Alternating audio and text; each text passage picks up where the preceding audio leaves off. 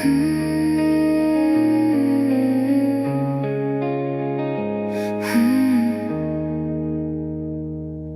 kde mysl chodí na odpočinek, tam je řeka plná vzpomínek. Spí, miláčku, v bezpečí a klidně. V téhle řece se tvé staré já rozplyne, když je vše ztraceno. Vyslov mé svaté jméno. Ve vodách nebeské řeky hlubokých najdeš v prosbách upřímných odpovědi na dně ležící. Poznají je však jen na hladině plující. Je vše ztraceno,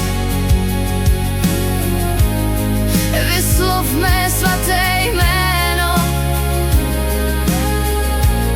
Vzpomeň si na něho. Potop se hluboko do zvuku řeky, však nezůstávej v této hudbě na věky. I když odpovědi hluboko leží, váha vody může být jako závaží. Čeho se nejvíc bojíš? Myslíš, že to ustojíš?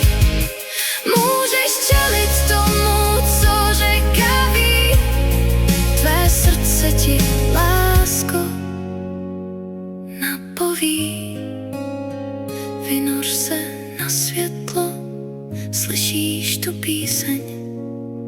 To řeka zpívá, zahání dávnou tíseň.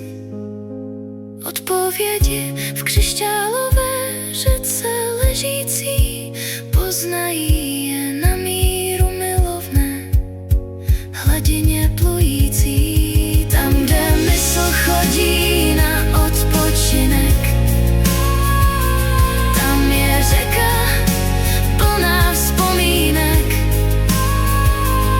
Spí, miláčku, v bezpečí a klidně. V téhle řece se tvé já najde, když je vše nalezeno. Vyslovuješ mé svaté jméno. Svatá Magda.